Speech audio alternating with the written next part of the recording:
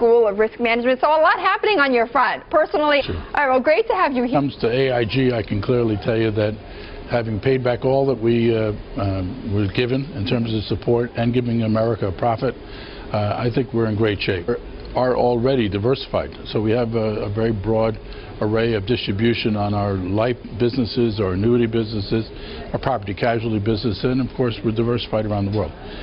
This says we want to do more, and we want to move more upscale in terms of some of our products that we offer in the U.S. in particular. And so we do have a good, strong access to third-party distribution of independent insurance producers. We also had our own career agency, and the feeling was let's go out and broaden the ability of that group, train them to do more, get them to do more, because it's not about just selling insurance products. It's about having a relationship, dealing with the needs of our clients. Being a part of their everyday financial life? Sure, and you want to make sure it's a life product or a disability product, but you want to be thinking about how do they deal with their investments, their retirements, and so on. Could you hire more than 6? Right, and you want to go slowly. You want to make sure you do the due diligence, because look, our advisors are dealing with people's lives. And if they make a mistake, the consumer doesn't know it for 15 or 20 years sometimes. And by then they're too old and it's too late. Our job is to make sure our people are trained and supervised the right way so that they are making the right recommendations now, putting people in the right products, so when the time comes that the promise has to be delivered, it's the right promise. Now you finally... Oh, first we're going to get it.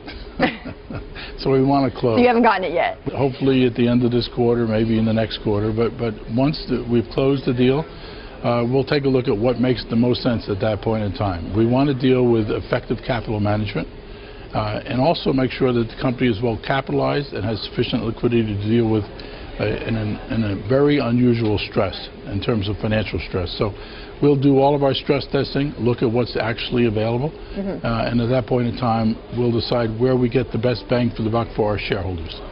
What happened with the... Part of the problem was China was going through its own regime change. So there's a lot of concern about what was happening in China. I think it wasn't that clear of what the Chinese who were involved in the deal could do.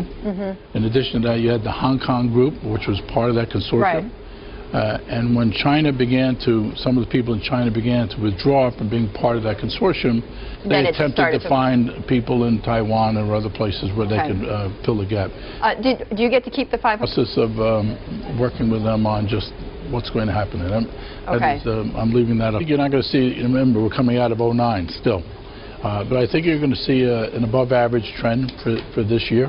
Because I think business is stronger. I think the comments coming out of the Fed concerned about when it's time to taper, I think that's all about the strength of our economy. And the issue we face, in my opinion, is the lack of job growth, because we're not dealing with the fundamental needs to make it easier for businesses to not be afraid to invest and take some risks and grow their jobs here in the U.S. Were you just as shocked? It's a month. Things are going on. People are nervous, and so you see a little bit of up, a little bit of down, and so on down the line. I wasn't shocked because I'm not an economist. I just know that the core of people working in this country are doing well. And so it's the people, young kids coming out of school, who may not have gone through the right kind of education that deals with the sophisticated jobs like actuaries and some of the science jobs and so on. But the fact is, if you have the right skills and you're prepared for the needs of corporations today, engineering skills and so on, there's some great then you'll find a job until they see a significant... We don't make bets. So we're just looking at what happens when we're there. And we're looking at the fact that we think interest rates may trend up a little bit. But we don't see massive changes in interest rates over the next several years. So that's what our internal team is looking at. So I think tapering is just important for us to get it behind us and begin to just restore the economy for what the economy can produce for itself. So I don't think it's going to be a big issue for us. I think it's just right now. But you are buying more. But we also buy directly. So you know, we're looking at our mortgage insurance company for people who originate mortgages. We're coming up with an ability to buy those mortgages, which gives us a better yield than it would be if you buy mortgage-backed securities. So, but yeah, I think that as rates go up slightly in here, I think the biggest effect will be on refinancings in the industry. That you'll see a dramatic drop-off of people being able to refinance their existing mortgage. Well, I was going to say, I think you'll still see growth in housing. I think you'll still see growth in the economy. I think people who have good jobs. One doesn't agree with anything, but what he did is he did. What he did was he made decisions. What he did was begin to deal with the issues at hand. And yeah, 2020, hindsight is 2020, and you can see what's going on. But he had to make them in the field about it. But do you believe what's important is that she needs to come in and look at the banks and the financial system not as the enemy, the world stage. We can deal with all the competing regulators around the world to say, let's get this right. Let's let these banks go back to doing what they do and do well. Let them think about how they fund and lend money to grow the economies, and let insurance companies do what they do well. And yet the Fed on Wall Street, and I know you're a friend of Jamie Dimon. I am, and look, It's a Wonderful Life basically said, and it goes back to the movie that I think says it all. Yeah, there were a period of times there were bad bankers who did bad things, but basically almost all of the industry is made up of people who come to work every day, working hard, wanting to do the right thing for their company, for their shareholders, and for the customers they do business with. And so, yeah, I think it's time to stop vilifying, and maybe the community needs to come together and not, beat up George Bailey, but say, hey, George, you're part of our community.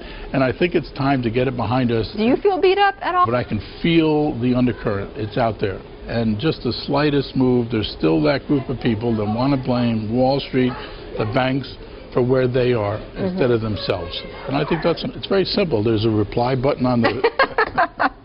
How do you find it? When you're going through and you have a minute here, a minute there, what's important is you don't put it off.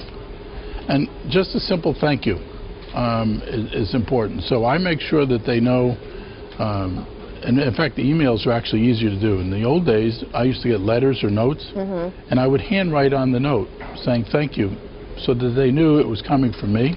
To each one of them? Anybody who sent me a note or a letter, I would handwrite on it, thank you very much, keep up the good work, or something along those lines. Right. So I make sure that they get something back from me pretty quickly, and it comes from my email, and so they know it's not some assistant sitting here doing that, because it takes a couple of seconds to just say, and yeah, I'm pretty efficient, and maybe I don't have long, drawn-out statements, but enough to be able to acknowledge what the person said, and again, if nothing more than to thank you for your note. You had one of the toughest... You always told me, respect the people that you work with, and don't take yourself too seriously in life. Don't think you're so important, because at the end of the day, you won't be that important once the job goes away and you just be a human being like everybody else. Right, you stop being so, a CEO. So I've learned early on to respect the people, and the people of AIG had been through hell.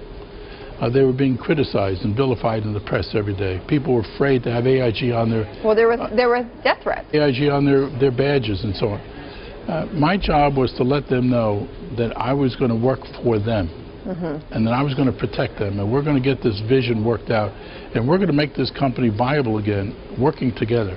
And so that's what they wanted to hear. They, make sure that people can get a sense of vision, where you want to take them, make sure you show respect for them, and then keep people from attacking them, which is what I did. And well, it's interesting because a CEO takes over, whether it's calm or not calm, you need to make sure that you create a sense of urgency and do not allow complacency to set in.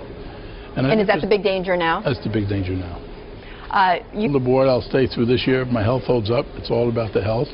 That I'm prepared for, we are going through a succession plan. I can sign the 10K first quarter of 2015. At that point, if everything seems to be okay and they're ready for the next leader to come in, I'm prepared to step down. I'll be close to 71 years old then, and so 71 years old. You don't look 71 at all. I appreciate that. But are you interested in? As I get older, I'm feeling pretty good. I still run my 12 to 15 miles a week, and so to the extent that there's a challenge that I can enjoy doing, whether it's here at AIG or someplace else, I'm prepared to do that. I'm also prepared to spend a lot more time, with my vineyard and. Marketing I only make about 5,000 or 6,000 bottles of wine a year, so it's not like I have a lot of time doing wine tastings with small shop owners around New York and other parts of the country. So there you go, a second career. Have you here with us this morning. My pleasure. Bob Benmosche.